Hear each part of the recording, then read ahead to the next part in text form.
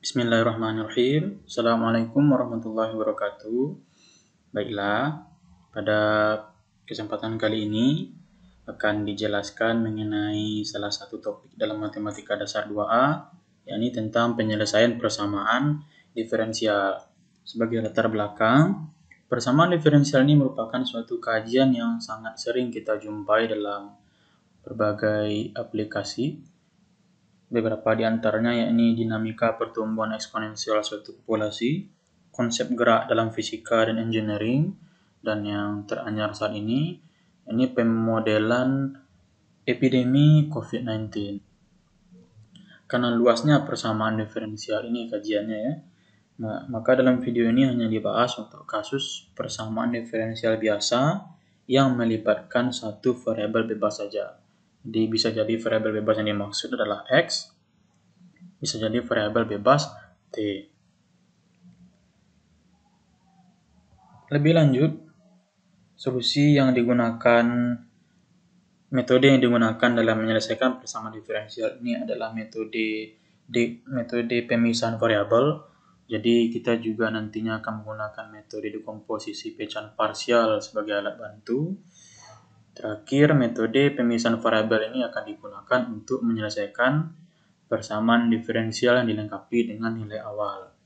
Berangkat dari latar belakang yang disebutkan sebelumnya, tujuan instruksional khusus dalam video ini adalah agar kita mampu memahami konsep persamaan diferensial, kemudian kita mampu menemukan solusi umum dengan menggunakan metode pemisahan variabel, kemudian kita mampu menemukan solusi khusus, yakni solusi umum yang telah diberikan nilai awal. Jadi solusi umum yang dilengkapi dengan masalah nilai awal nanti akan kita peroleh solusi khusus. Sebelum masuk ke persamaan diferensialnya, maka diberikan terlebih dahulu apa itu definisi persamaan. Jadi persamaan itu sendiri merupakan suatu pernyataan matematika atau kalimat terbuka yang bisa jadi benar atau bisa jadi salah. Dan lazimnya ditulis dengan menggunakan notasi sama dengan. Sebagai ilustrasi, persamaan X tambah 2 sama dengan 1 bernilai benar ketika X sama dengan min 1 dan bernilai salah untuk nilai X lainnya. Akan dijelaskan juga mengenai konsep turunan dan diferensial. Jadi ada sedikit perbedaan. Jadi notasi Leibniz untuk turunan Y terhadap X adalah dy dx. dy dx ya. Sedangkan notasi D besar X sama dengan D per dx itu merupakan notasi untuk operator turunan. Jadi berdasarkan konsep limit, jika kita punya Y, fungsi Y sebagai jadi Y adalah Y sama dengan fx merupakan suatu fungsi, kemudian dia mempunyai turunan Y aksen sama dengan f aksen x. Dalam hal ini Y bersifat diferensiabel, maka berlaku persamaan satu. Jadi f aksen x sama dengan dy dx sama dengan limit delta Y dibagi dengan delta x untuk kasus delta x-nya menuju 0. Berikut diberikan keterangan mengenai diferensial. Jadi persamaan yang kita punya sebelumnya ya, f aksen x sama dengan dy dx sama dengan limit delta x menuju 0. Untuk delta y dibagi dengan delta x, maka di sini delta x menyatakan pertambahan sebarang dalam variabel x, dx itu diferensial variabel bebas x, delta y itu menyatakan perubahan dalam variabel y ketika x berubah ke x ditambah delta x yang diberikan oleh fx tambah delta x dikurang fx. Sedangkan dy disebut diferensial variabel tak bebas, yakni dalam hal ini dy sama dengan f aksen x dx. Sebagai hasil bagi dua diferensial, misalkan y suatu fungsi x dengan turunan dy dx sama dengan f aksen x, kita gunakan persamaan 1, dy sama dengan f aksen x dx, maka kita peroleh hubungan 4. dy dx dalam hal ini dy per dx sama dengan dy dx. Jadi ruas kiri menyatakan diferensial, ruas kanan menyatakan turunan. Barulah diberikan definisi persamaan diferensial. Jadi persamaan diferensial ini merupakan persamaan yang melibatkan turunan-turunan atau derivatif beserta variabel tak bebasnya. Sebagai catatan, bisa jadi turunan yang ada pada persamaan diferensial itu berupa turunan pertama saja, bisa jadi campuran antara turunan pertama dan kedua maupun dicampur dengan turunan tingkat tinggi. Jadi dengan turunan yang lebih dari turunan kedua. Sebagai ilustrasi, jadi persamaan diferensial order pertama diberikan oleh dy dx sama dengan 3xy ditambah sin x. Kemudian dalam notasi lain kita buat dalam bentuk operator, dalam bentuk diferensial ya. Y dy sama dengan x kuadrat ditambah 2x dikurang 5 dx. Jadi kalau kita tulis dalam bentuk turunannya, jadi dy dx sama dengan x kuadrat ditambah 2x dikurang 5 dibagi dengan y. Untuk persamaan diferensial order tinggi ya, jadi kita tulis misalkan y double aksen, dalam hal ini turunan y terhadap x, jadi y diturunkan terhadap x sebanyak 2 kali, dinotasikan y double aksen, ditambah 3y aksen, dikurang 2xy sama dengan 0. Bisa kita tuliskan dalam bentuk notasinya d kuadrat y dx kuadrat tambah 3 dy dx dikurang 2xy sama dengan 0. Metode yang kita gunakan dalam penyelesaian persamaan diferensial kali ini adalah metode pemisahan variabel. Jadi metode ini kita menentukan solusi persamaan diferensial dengan cara kita isolasi atau kita tempatkan atau kita pisahkan variabel-variabel beserta diferensial variabelnya tepat hanya pada satu ruas persamaan saja. Sebagai contoh, dia akan diaplikasikan metode ini kepada 3 kasus. Kasus pertama dy dx sama dengan fx, kasus 2 dy dx sama dengan gy, kasus ketiga dy dx sama dengan perkalian fx dengan gy. Untuk kasus 1, jadi kita langsung saja. dy dx sama dengan fx bisa kita tulis ulang menjadi dy sama dengan fx. Jadi ini berdasarkan konsep turunan sebagai hasil bagi dua diferensial ya. Solusi umum dari persamaan ini diberikan oleh hasil integral dari kedua ruas. Jadi kalau kita integralkan ruas kiri, kemudian kita harus integralkan juga ruas kanan. Sebagai contoh, diberikan permasalahan, tentukan solusi dari dy dx sama dengan 2x sama 3. Kita tulis kembali dalam bentuk notasi turunannya, di notasi diferensialnya, di dy sama dengan 2x tambah 3 dx. Kita integralkan kedua ruas, maka kita peroleh pada ruas kiri y ditambah c1, pada ruas kanan kita pisah ya, integral 2x dx ditambah integral 3 dx. Dalam hal ini kita peroleh x kuadrat tambah c2 tambah 3x tambah c3. Ini sebagai pengingat saja, jangan lupa konstanta integrasi untuk setiap integral, karena ini merupakan konsep penting yang mengaitkan antara integral dengan turunan ya. Jadi selalu ada konstanta integrasi untuk tipe integral tak tentu. Dengan memisalkan konstanta C sebagai C2 ditambah C3 dikurang C1, maka kita peroleh solusi umum Y sama dengan X kuadrat ditambah 3X ditambah C. Jadi ini salah satu tipe untuk kasus 1 ya. Sedangkan untuk kasus 2 kita punya tadi dy dx sama dengan gy. Di sini kita tulis dalam bentuk diferensialnya 1 per gy dy sama dengan dx. Kita integralkan kedua ruas persamaan. Di integral 1 per gy dy sama dengan integral dx. Sebenarnya integral dx ini bisa kita tulis langsung sebagai x ditambah suatu konstanta ya. Namun untuk memudahkan mengingat saja tetap ditulis untuk persamaan 9. Sebagai ilustrasi, dy dx sama dengan 3 dikurang 4y. Nah, dalam hal ini kita tulis dalam bentuk diferensialnya di ruas kiri, ruas kanan. 1 per 3 kurang 4y dy sama dengan dx. Kita integrasikan kedua ruas persamaan. Namun untuk kali ini kita misalkan terlebih dahulu u sama dengan 3 dikurang 4y. Karena kita akan menggunakan konsep logaritma natural di sini. Sehingga kita peroleh du dy, turunan u terhadap y adalah minus 4, atau dy sama dengan min 1 per 4 du. Kita substitusikan ke ruas kiri persamaan. Di 1 per 3 kurang 4y dy itu akan sama dengan integral min 1 per 4 u du. Kalau kita selesaikan, maka kita peroleh, kita sederhanakan, min 1 per 4 integral 1 per u du sama dengan integral dx. Catat bahwa integral 1 per u du bernilai logaritma natural u ditambah c. atau lebih lazimnya ditulis ln ya, ln U. Jadi kita peroleh min 1/4 integral 1 U du sama dengan integral dx, hasilnya adalah min 1/4 ln U sama dengan x ditambah C1. Jadi konstantanya kita rapel di sebelah kanan ya, tambah C1. Kita substitusikan kembali U sama dengan 3 dikurang 4Y. Kemudian kita kalikan masing-masing, kita kalikan dengan minus 4 ya, untuk menghilangkan min 1/4 di ruas kiri. Maka kita peroleh logaritma natural ln dari mutlak 3 kurang 4Y sama dengan min 4X dikurang 4C1. Sebagai catatan, logaritma natural hanya terdefinisi untuk bilangan positif saja. Makanya kita butuh tanda mutlak di sini ya. Jadi untuk domain yang positif ya, logaritma natural itu terdefinisi. Kita peroleh hasil ini. Karena kita hanya perlu Y saja, maka kita eksponensialkan. Jadi eksponensial dan logaritma natural itu saling inverse. Maka jika kita eksponensialkan, kita peroleh 3 dikurang 4Y. Nilai mutlak 3 kurang 4Y pada ruas kanan.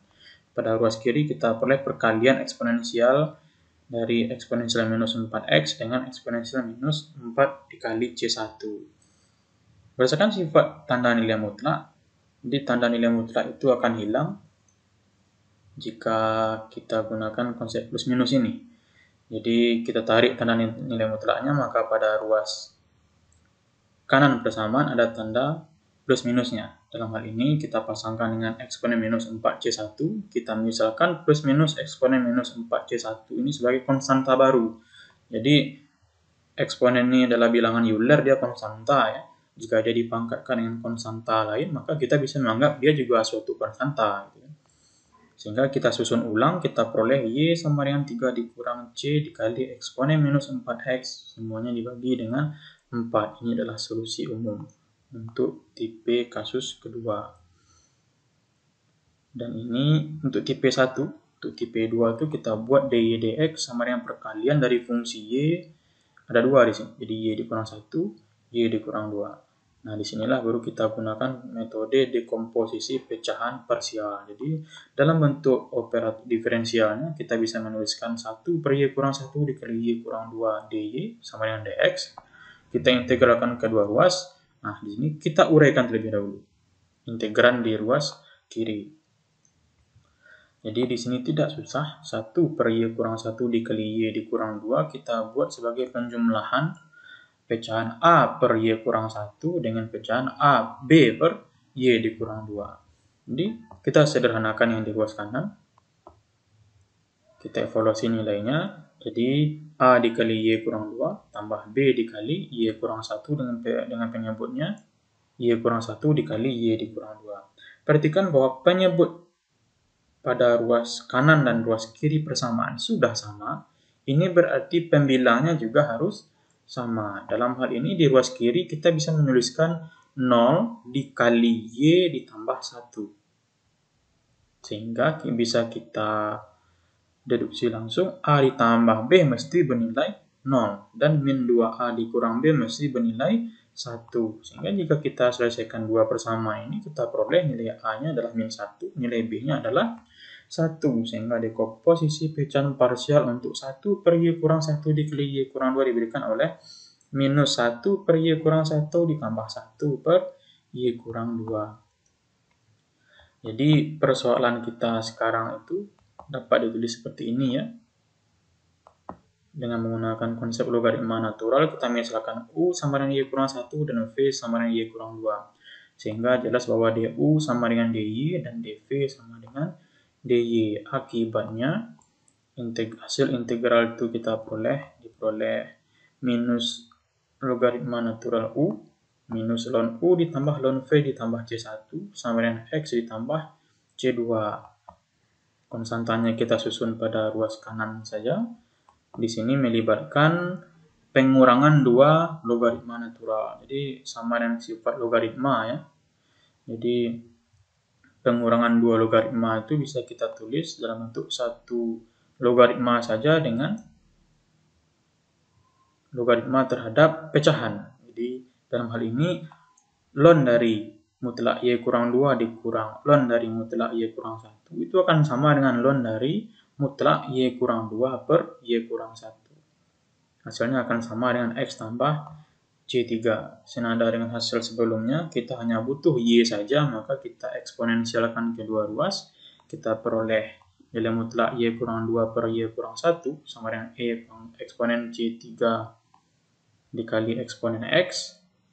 Kita tarik tanda mutlaknya sehingga terdapat plus minus pada ruas kanan. Dalam hal ini kita pilih plus minus eksponen C pangkat 3 sebagai suatu konstanta baru. Sehingga kita susun kembali persamaan tersebut dalam bentuk Y.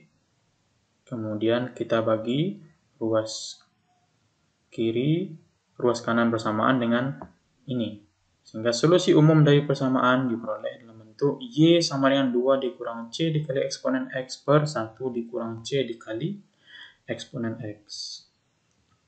Untuk kasus 3 kita punya contoh soal ilustrasinya dy dx sama dengan fx gy. Jadi berdasarkan konsep diferensialnya kita bisa menuliskan dy per gy sama dengan fx dx. Jadi di sini jelas ya.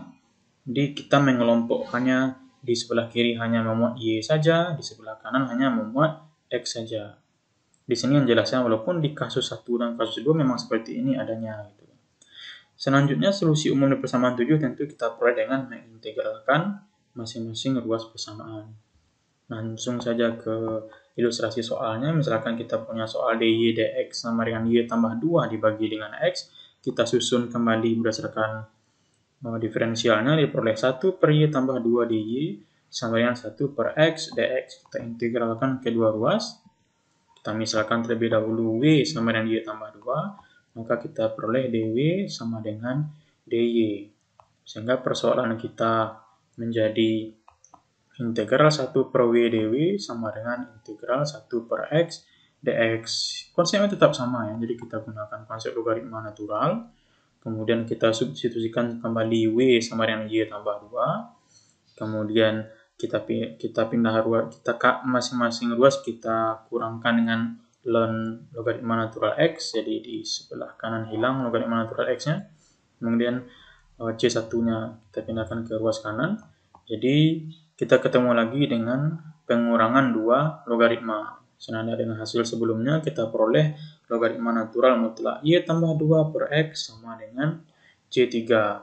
Karena kita hanya perlu y saja, kita eksponensialkan kedua ruas. Dalam hal ini kita peroleh y tambah 2 dibagi dengan x sama dengan plus minus eksponensial C pangkat 3. Jadi kita misalkan lagi dia itu konstanta baru ya sebagai C, maka kita peroleh solusi umum y tambah 2 per x sama dengan C. Karena kita hanya butuh y saja, maka dari hasil ini kita peroleh y sama dengan C dikali x dikurang 2 sebagai solusi umum untuk permasalahan kita sebelumnya. Sejauh ini kita hanya berbicara tentang solusi umum saja, jadi solusi yang diberikan masih memuat konstanta C, jadi nilai C itu bisa apa saja tergantung nilai awalnya. Nah, di sini jika kita substitusikan nilai awal itu ke solusi umum, maka kita peroleh solusi khusus. Jadi lebih jelasnya, solusi khusus itu adalah solusi umum dengan nilai konstanta C yang diketahui. Sebagai ilustrasi, kita pandang kembali kasus soal yang ketiga tadi ya. Di dy dx sama dengan y tambah 2 per x. Sekarang kita kasih nilai awalnya y1 sama dengan 0. Jadi y-nya bernilai 0 ketika x-nya 1. Jadi di solusi umum persamaan sebelumnya, yakni y sama dengan cx dikurang 2, kita gunakan nilai awal, kita masukkan nilai y-nya 0, kita masukkan x-nya sama dengan 1, maka kita peroleh c-nya sama dengan 2. Jadi solusi khusus dari persamaan diferensial ini adalah y sama dengan 2x dikurang 2.